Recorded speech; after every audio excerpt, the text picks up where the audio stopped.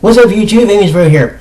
For this video we are doing a first impressions on the anime known as DRAMAtical Murder. And I gotta tell you, it was actually a very interesting and a very good first episode that I've seen. We're going to be watching it again next Sunday.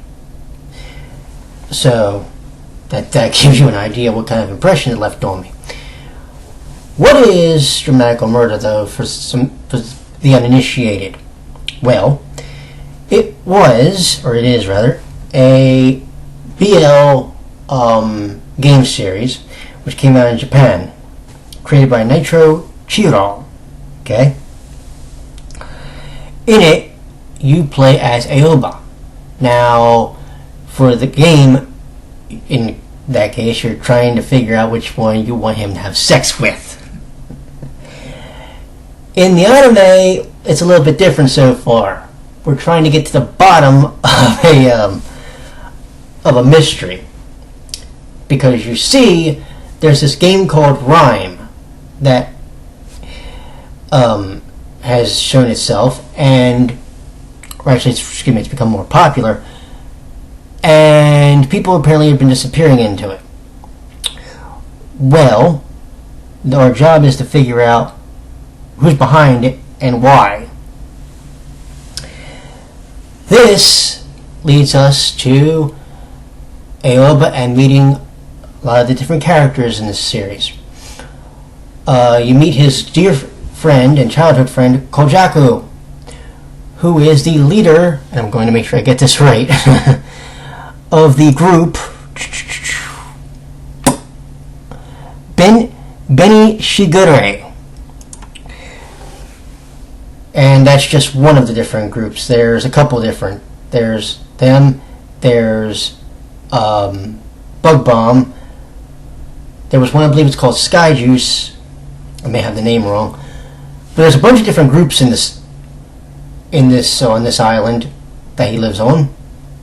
And it's a very interesting situation because it's almost like those groups are fighting for control. In case you're wondering, Aoba is technically what they call a no-mark, meaning he has no affiliation to any group on the island, which can be a problem because he technically has no allies if he were to get into a fight. Now then, Aoba has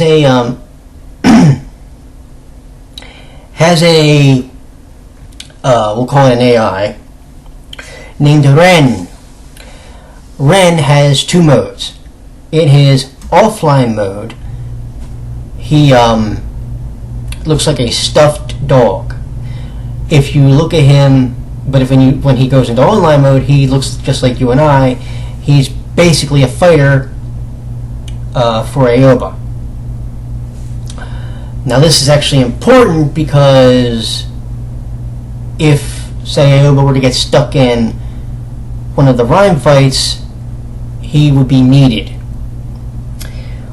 Well, I won't tell you how this episode ends, but let's just say I think he's going to come in useful on more than one occasion. Now you have a couple other different characters, like here's two of my favorites, Trip and Virus. Just their names alone are funny as hell, because you see, they are they're not twins. They just dress alike, and they just about look alike. One wears glasses, and the other and also wears a suit. The other one just kind of doesn't. They are good friends with Aoba. Okay? Another character, Mizuki. He knows Aoba and tries to recruit him to his group.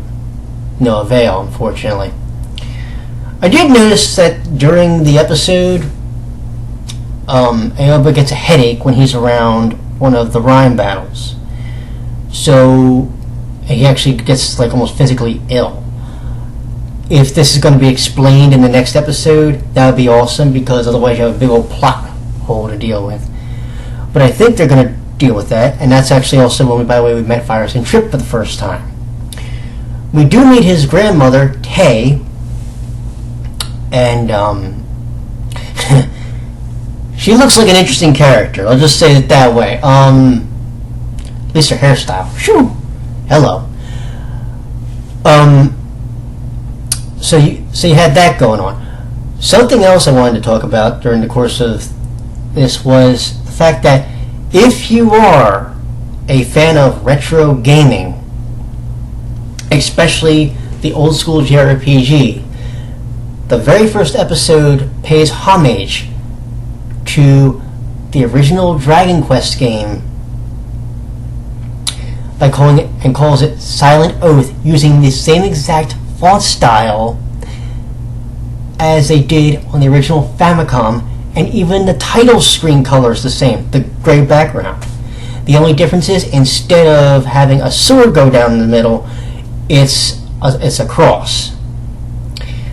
Also, if you watch, you'll notice they go to, when he goes into the dungeon, it looks almost like the dungeon that the Green Dragon that is holding Princess Guinevere or Gwendolyn hostage in Dragon Quest. It almost looks like the same dungeon, and when you come down through, you're going almost underneath a mountain, almost like in Dragon Quest. So there's a lot of similarities to Dragon Quest that they pull in this game, and I thought that was pretty neat. I was told by someone on Tumblr that there's a lot more similarities to Dragon Quest that are thrown in that game in the PC game. I've never played it, but that might be something worth looking into. If they're going to throw those into the actual series, that would be pretty awesome, because like I said, I'm a huge Dragon Quest fan. Huge. So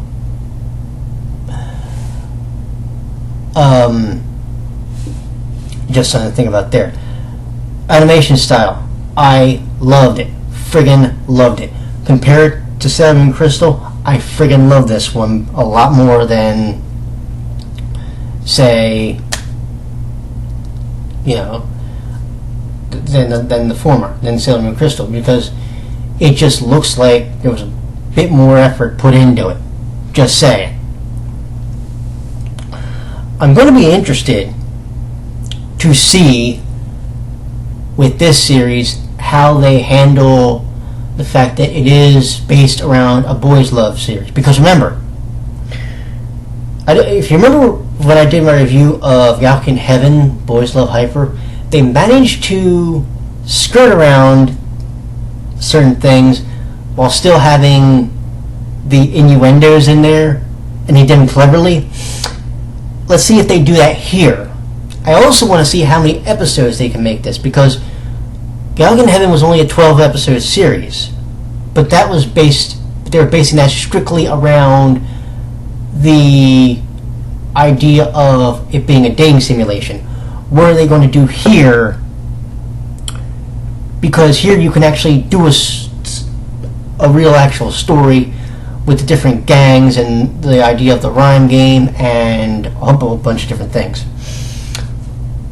The one character I really am interested to see how he plays out, because I already like him, is Kochaku, the friend of Aoba's. I also want to see how Ren plays out.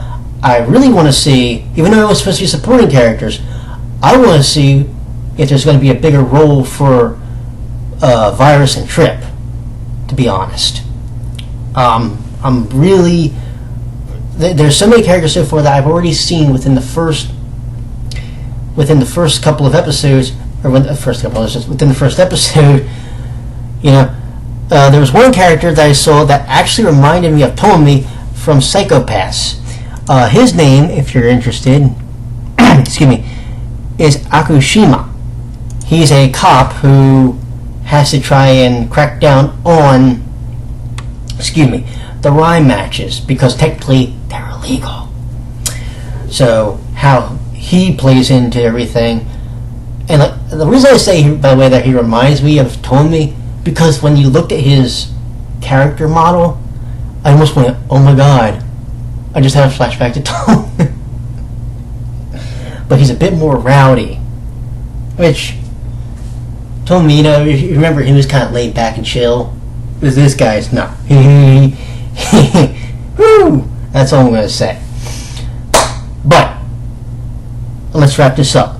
If someone said to me, Josh, do you recommend somebody checking this series out based on the first episode? Yes. Especially with the way they ended the first episode, especially if you're a retro gamer, because of the fact that they're paying homage to one of my favorite RPG series of all time, the Dragon Quest series. And just because even though it looks like there's going to be a lot of moving parts with a lot of different characters, like I said, Virus and Trip, I want to see what they do with them through the course of this series. I want to see Kojaku. I want to see Mizuki, how he plays in. I want to see the role that Ren and Aoba are going to be doing together when they go into the Rhyme matches, it seems.